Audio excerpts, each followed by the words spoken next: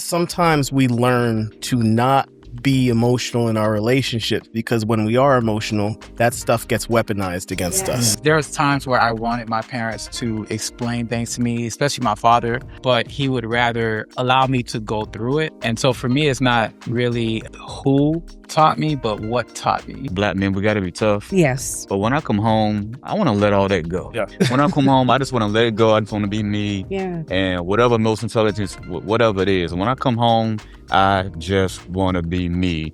Modern dating is complicated, but honest conversations shouldn't be. Welcome to Beyond the Profile. Swipe less, connect more.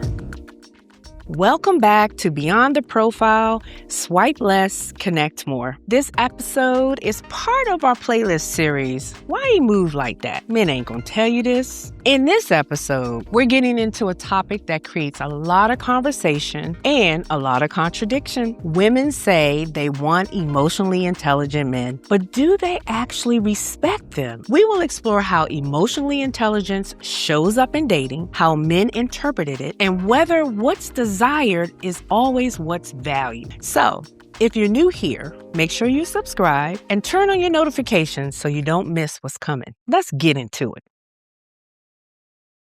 Hi, I'm Tonya Buford, your host with Beyond the Profile, Swipe Less, Connect More. Okay, let's be real.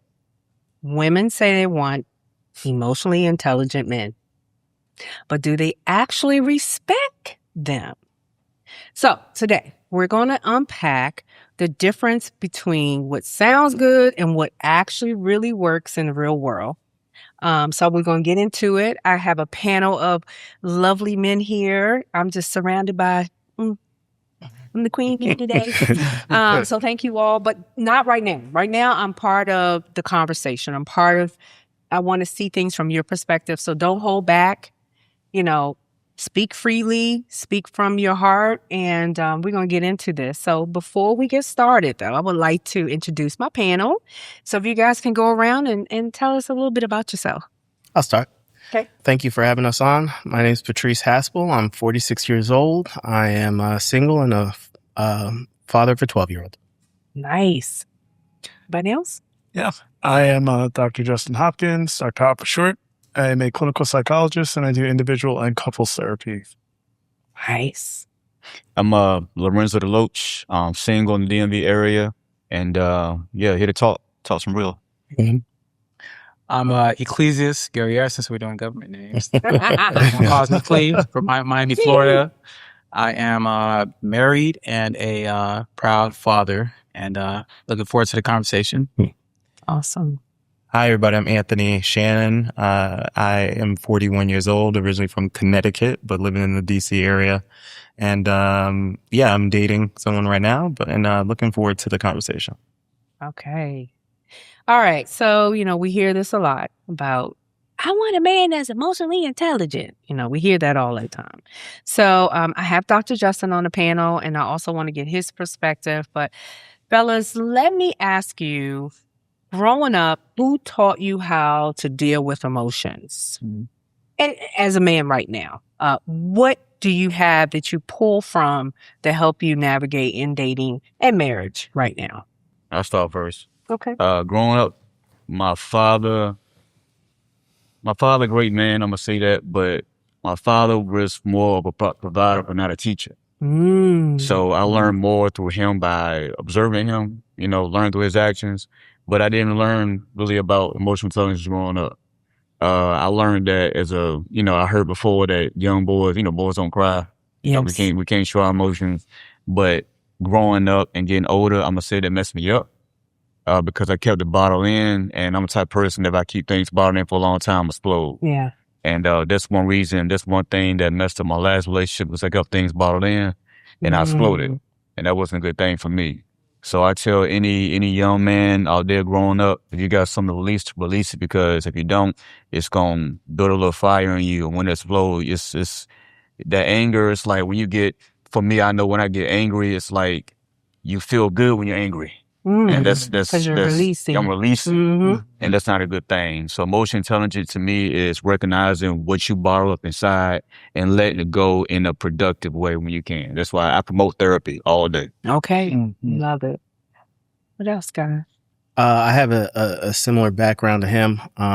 My parents have been they've been married for 50 years. Come from a 2-parent household, but I didn't learn any type of emotional intelligence from my father. God bless him. There's he's not a man that would be able to identify why he's doing certain things or be able to explain it to you in a way that would be helpful to me in relationships or in a lot of various other situations. So the way I learned in relationships that I've been in is trial and error. It's an observation. I've looked at a couple of other relationships that I admire. Okay. And kind of identified, okay, what works here and there. Read a little bit and I pulled from different places. Okay. Yeah. What else? So the way that I'm going to answer it, because I have a similar background. I'm Haitian American, so I have a similar experience. As But am I. Now that I'm older, there's times where I wanted my parents to explain things to me, especially my father, but he would rather allow me to go through it. And so for me, it's not really who taught me, but what taught me. That's good. Adversity taught me how to be emotionally intelligent, like the moments of adversity. And I think that's very important for men specifically. Like, how do we deal with adversity? How do we problem solve? Acknowledging the adversity, but then what are you going to do about it to overcome it? So going through that a lot as I got older and older and older. Like, I mean, there was one time my car broke down, called my dad, "Hey, can you come get me?" He's like, "No," click. But in the moment, I was hurt, but hindsight, I'm glad he allowed me to problem solve because that kind of I was able to lean on that in the future. So yeah, adversity, I would say, taught me a lot about emotional intelligence as a man. Okay. Yeah. And I'll just close it out by saying I didn't really learn about emotional intelligence growing up at all. I felt like I was emotionally intelligent in terms of perceiving others' emotions. I'm a Cancer man. And, I think the way my, I guess you would say sensitivity came out was more being sensitive to others' feelings. And I always thought, I've always been pretty like cool, calm, and like I was like, no need for emotional intelligence. I'm never really gonna let anything faze me, until I got into relationships. And then I realized when I started getting into more romantic relationships, you start to realize there are things that can actually rile you up because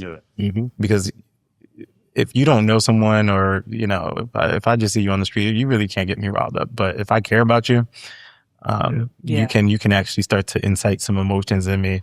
And kind of trial and error, had to learn how to deal with those, and therapy actually helped. So yeah, I relate to what he said because I'm a Cancer man too. So boom. Yeah, I'm noticing like there's just like universally we've learned through this lack. Yeah. Right. And that's so interesting because emotions are such a profound part of how we experience life. So how does that happen? It's just, I think, and I'm no different, right? It's just, noticing what was lacking, having to experience adversity, wrestle with certain emotions without enough space to figure out what it meant and what to do with them, that I came through trial and error. And also I feel like I got fortunate with the amount of curiosity I naturally had, which is why I ended up becoming a therapist, curious about people, but also very curious about myself. And that is part of what helped me a tremendous amount. But I know that black don't crack because I can't tell how old y'all are. But I'm guessing most of our parents grew up in like maybe 70s or early, but 60s, right? 50s, Mhm. right? Mhm. We're talking like civil rights era. Mhm. That is the time when, right, like dealing with Jim Crow. Like, my goodness, right? Like that is a time, and it's not so different today, where like black men just had to go through so much. You had to be incredibly tough.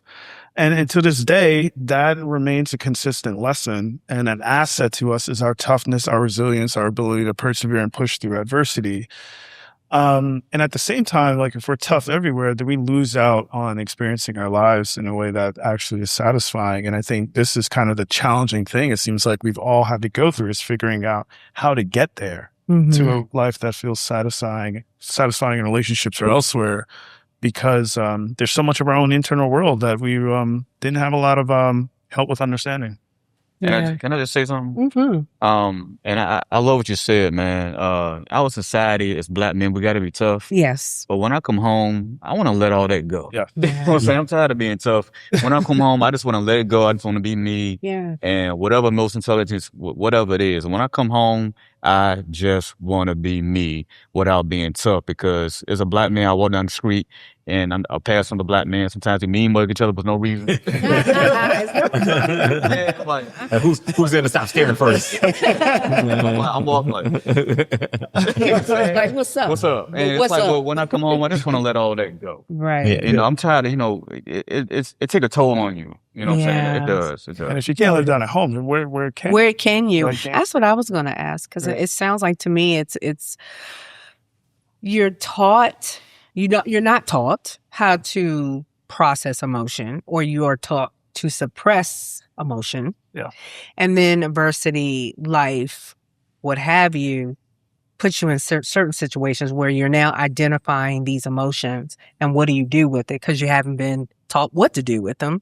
And then you're in this world where you're constantly having to be the strong one, the provider, the protector, and all those things. And it's like, when do you get to just be? Right.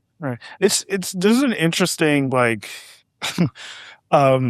dichotomy of experience where like you grow up with the boys don't cry. You mentioned that earlier in the beginning. It's like boys don't cry, and then you become an adult, you get in a relationship, and your partner's like, what's going on with you? Right. Like, why aren't you talking to me? Like, what's happening? Right. Like, and so you had 20, 30 years of your Right. life where it's just like, Suppressing. shove all that Mhm. shit down and ignore it. And then you get in a relationship and you're like, I can't even connect. I don't even know what I feel because I've been taught not to pay attention to it. Right. Mm. And so it is tough for us, I think, in that regard. There's one other thing I was going to say, but I don't. That's okay. Can we acknowledge one thing though? Yeah.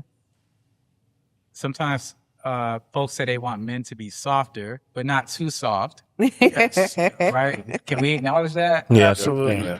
Yeah. Yeah. I mean, yeah. Yeah, because you if guys you're too wanna- soft, then you're a simp. Is that the word now? Yeah. Yeah. I don't know. It changed everything. Yeah, I think simp's a little different. We can go into that, but Okay. Yeah, I don't know. I mean, soft is soft. no. I think we believe, or we've been taught, because I'm not sure if it's true for every woman, but that you're supposed to project a certain level of masculinity, and that if you show too much of that vulnerable side, then that's going to be a turnoff to a woman. And so there's They were that screaming. Yeah, and showing it. I mean, and I can't say how much that is true, but I think there is some level of you feeling like you can't be too vulnerable, and allowing to show some areas of where you might be feeling less than, or things that you might be embarrassed about, or things that that hurt you.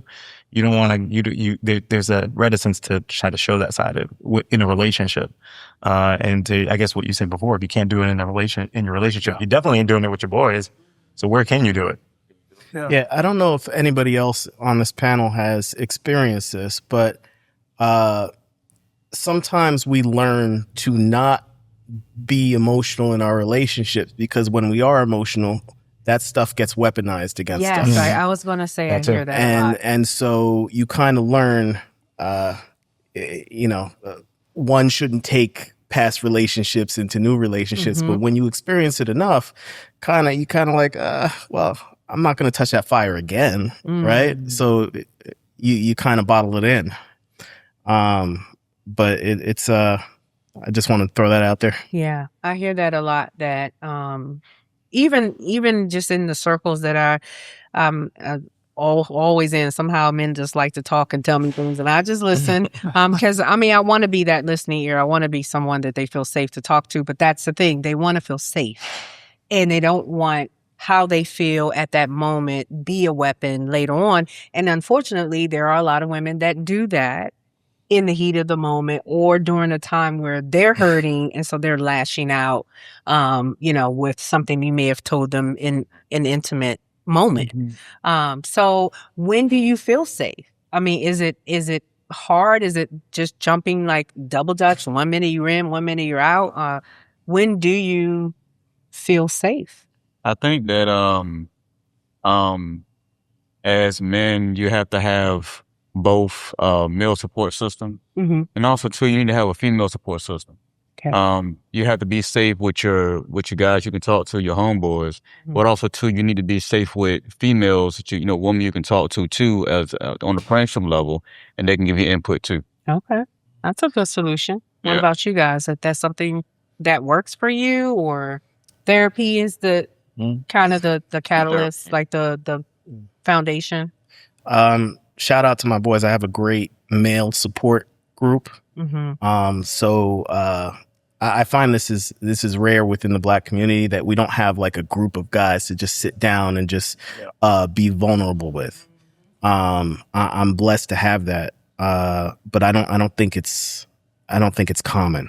Yeah. But it's needed. You're right about that. Yeah, I was talking off mic with someone about this, about how men often struggle so much more when a breakup happens, right? Because then they are immediately isolated. Like, best case scenario, their partner is somebody that they can go to where they feel more vulnerable, Right. where they can let their guard down, where they feel safe, at least most of the time. But if that is the only space, right? Like then, it's a recipe for codependence, and it's also, incredibly isolating, period. And even more so isolating in a way that can get really detrimental when the relationship ends. So I agree. We need more spaces, I think, with men, with women in general, to feel like, our emotions are okay to share. The other thing I remember what I was going to say before. I think part of what's hard for us, why it's special what you have with your guy group, your space where you can talk to some of your guys, is because we just really struggle to do this, right? Like I think we often experience our own emotions as a liability, right? As opposed to like information about what we're experiencing, something that we could just talk about and make meaning of, or share and connect over. Instead, it's kind of felt like a liability, like it's something that kind of, threatens our status, right? Kind of, threatens the strength and resilience that we need, that we learned that we need from our family, our community, and also this crazy society that tells us they don't care about whether we live or die. Like we do need that, like that strength, that toughness, and that perseverance, right? But when it's kind of like affirmed from so many different spaces, and then we get among our guys, and it's like, well, I don't want to be the one that's seen kind of opening up and like got all these liabilities inside of me, right? But we got to break that mold. We got to break that mold and really change our thinking about it. And even when we're met with that kind of thinking, where we can kind of push back and say, hey, that's not right. Like, everyone's got an experience, and we need to be able to connect over it. That's awesome. But where do we Doc, where do we go to? Like, my man over here, he's blessed to have a emotional support system. A lot of men are not. So, where do we go? I mean, like, the first place that I think about is church. Yeah. But some churches have men support groups. But as you know, a lot of men don't go to church. Yeah. So where do we go? I mean, that's a great question. I'd love to hear from what you guys think as well, and like where you got your friends from. Like I have a small childhood, a group of childhood friends. I do think finding, so I grew up with them, right? They're kind of like the family that chose me, because I grew up with them, and we've, stayed in contact across the different phases of our lives. But I, like many other men, still need more, right? I think finding hobbies where you all share, right? It could be at the gym. It could be reading club. It could be a kickball league, whatever it is that you, and then though, once you get in those spaces, I don't think the problem is finding the space. It's once you get there, what do you do? Are you the one that says, hey man, I actually want more people to connect with so I can talk? Let's grab a drink. Let's grab coffee. Let's get lunch. Like, can we say that? You know, can we be the one giving the invitation? Right. So I think it's less about where and more about like, what do we do once we're in that space? And I struggle with this myself. Like, I think that, my immediate reaction to your question was, well, my mother was somebody I could be super vulnerable with and open and kind of come to. And she passed away in 2019. I also had a best friend that I grew up with. Kind of like you, just like me. I could talk to him about pretty much anything. Like, I had a bad sexual performance last night. I could tell him. Like, I see some friends, you ain't gonna tell it. Yeah. So but he passed away in 2023. So it's like, Sorry, man. yeah. So it was a lot of. So I guess where I'm at now is, I still have friends, and sometimes it's internal. Like, can you let your guard down and trust that they actually are going to love you no matter what, even if you don't have that history with them, and you're trying to build it. And I'm still trying to get there with my closest friends, the guys I went to college with, the people in the DMV area. But yeah, and then therapy is the other one. So somebody that you pay to listen to you talk and all that stuff. And I found a secret too. Sometimes a stranger can give you some valuable insights on yourself. You know how you're walking past somebody like, hey man, how you doing? I'm like, I'm doing pretty good. What about yourself? Not so good, bro. And that it's a conversation. So what's going on, bro? And although you got to be vulnerable, you don't know that person. Exactly. You know what I'm saying? They can And give you may never see him again. Yeah, so. but they can give you some valuable insights. Right. Yeah. I had one situation happen to me that actually happened to me. I was in the elevator, and it was an older dude in there. I was like, what's up? How you doing? He was like, good. How you doing? I'm like, not so good. And I was like, man, he was like, what's going on? I was like, going through a breakup. He was like, oh. He was like, young buck, let me ask you a question. I said, what's up? He was like, when you met her, were you trying to, were you trying to get in, or were you trying to marry her? I was like, to be real with you, I was trying to get in. He was like, that's where you messed up. You know what I'm saying? You weren't looking for the right thing. You was trying to get in, and when you got in, but look at you now. Yeah. When you go in for the right reason, then yeah. Interesting. That's some good advice, though. Yeah. There are two things that have taught me a lot in the last, 5 to 10 years. One is that my parents, you get to a certain age and your parents become geriatric, and they're going through a lot of things. And I got two parents. One is 87, going through Alzheimer's. The other one's 80 years old. And you really have to extend yourself patience-wise and just generally emotionally to get them through that. And it triggers you a lot. And you got to figure out, why am I triggered by this? Right? I've been triggered by it my whole life, but why am I blowing up about this right now? So you really have to analyze your own relationship with your parents. Yeah. And the second thing that's probably taught me the most is having my son. Because you're raising this young man, and I want to pass on some good habits. And when he's having a problem, try to get him to identify it and stop this generational trauma that we go through, right? And just stop the cycle of emotional ignorance. Would you say that you become more emotionally intelligent by having a son? Absolutely. Yeah. Absolutely. It's the responsibility aspect.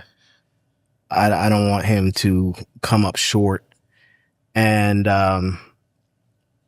because I'm his primary caretaker, I have to, I can't just, let's go play some basketball. And, you actually have to be there and hold his hand through certain situations. So, yes, I've learned a lot from it. It is really heavy watching your parents get older, man. Oh. It's so heavy. So my heart goes out to you for just carrying that and trying to, show up as best as you can, especially when a parent is dealing with dementia.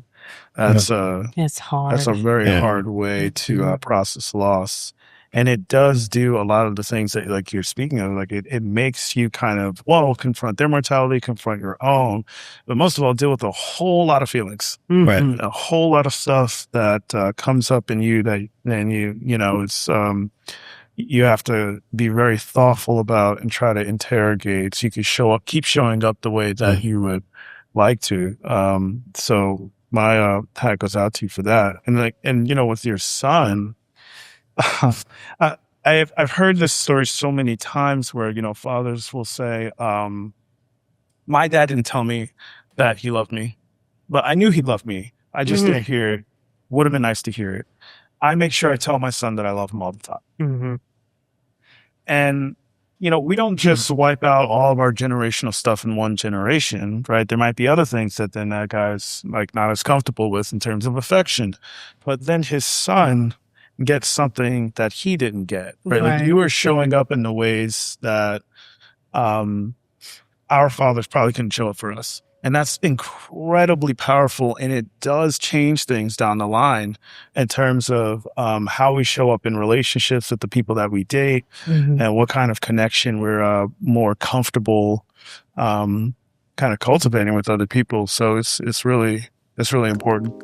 Hey y'all, Tonya here with Beyond the Profile, Swipe Less, Connect More. We just had, I would think, one for the books. We talked about emotionally intelligence with a panel of men. Dr. Justin, please bless us with this information.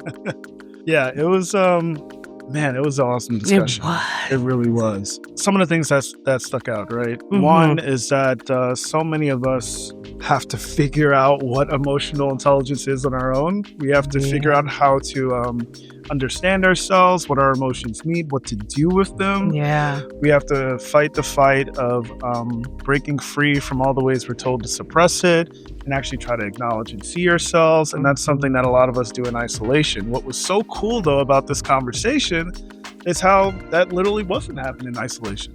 We were all kind of diving into the conversation, sharing our desires for more emotional connection, talking about some of the challenges of doing that.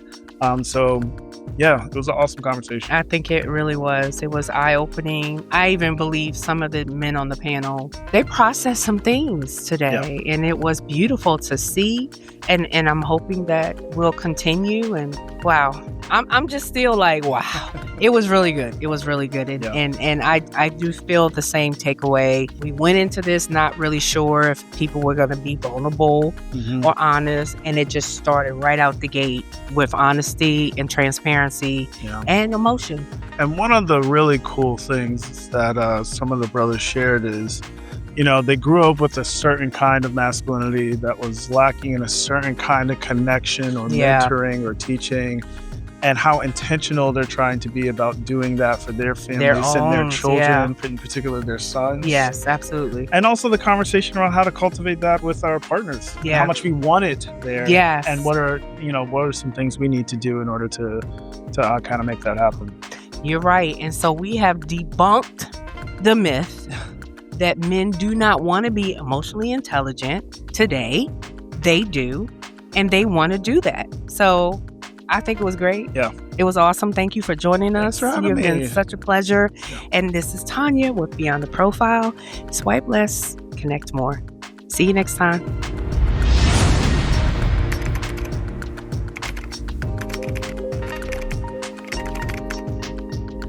I think emotional intelligence is kind of being real with who you are, and being able to express that and not be super fearful about how it's going to be perceived. And then you and your partner or somebody needs to work on that if it's something that y'all could deal with. It's all right to feel whatever you're feeling, but it's just the processing of it. How do you get through this, or what is it that that's really going on that's causing the emotions? And It's okay that you're angry. Like, I get it. Things are hard sometimes, but you can't hit me. And then what happens instead, right? When you don't have that, you kind of grow up feeling like these things inside of you are wrong. So you got to push them away. That conversation was so good that we had to split it in two. Part 2 is either up right now or dropping next week. Make sure you watch.